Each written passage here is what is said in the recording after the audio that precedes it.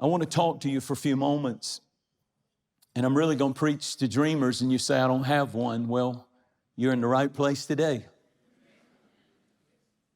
Daniel chapter 2, there's a strange dream that God gave Nebuchadnezzar, Babylonian king, and in the dream it was so dynamic that it would shape the entire story of human history. He saw a statue in a dream that had a gold head. Notice the deterioration of human existence, kingdoms. It starts with gold. It has silver, brass, iron, and then ending with clay feet. I believe prophetically, and all of those different materials represented different kingdoms that have come and gone in human existence. I believe we're now at the clay feet. All of everything could collapse. And in the dream, Nebuchadnezzar saw a stone, a simple stone, start rolling down the hill and hit that statue that was so powerful of human ingenuity and power and the glories and kingdoms of kings and men.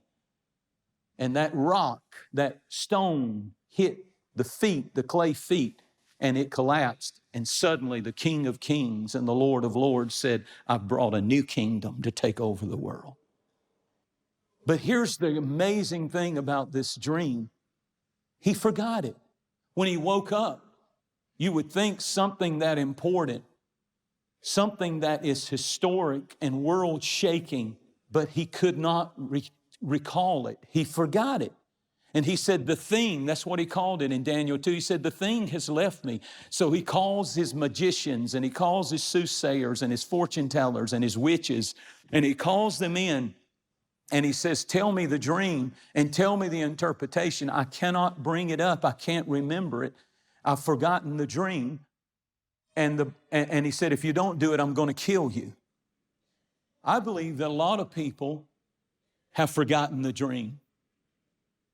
And God needs to give a restoration of the dream to every person in this room. You see, we don't just sing to sing. We don't just come to church to come to church. We don't just do what we do to do it. The only reason that we're not in heaven today, the only reason the rapture has not taken place yet is because God is still trying to get somebody else saved. He doesn't want them to be left. He doesn't want them to go to hell.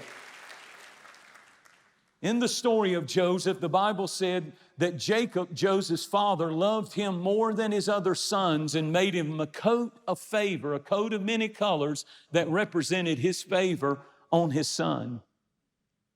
And it upset the other brothers because his favor was on that boy in the form of that coat of many colors. It's the favor of God upon His children that I believe upsets hell as much as anything. And it's obvious to me.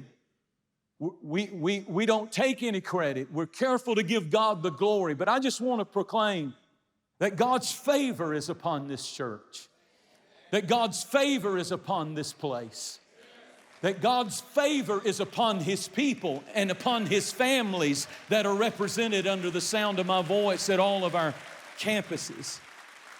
We have a special place in the sight of God, just like Joseph did.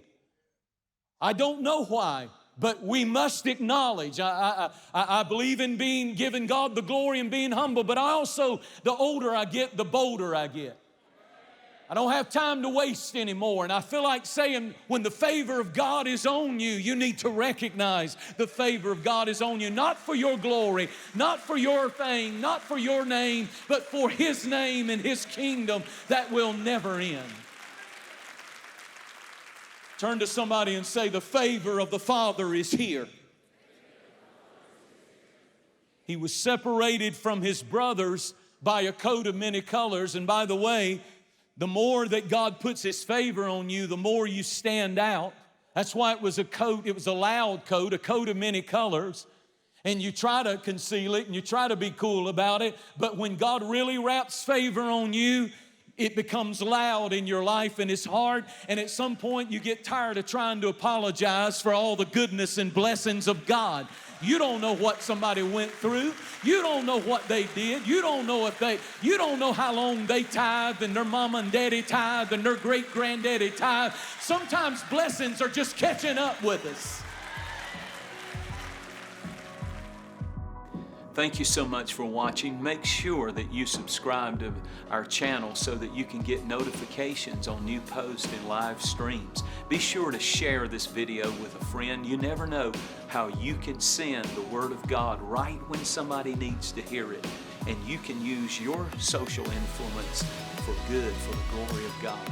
Thanks again. Share it with a friend. And I really appreciate you watching. We'll see you next time.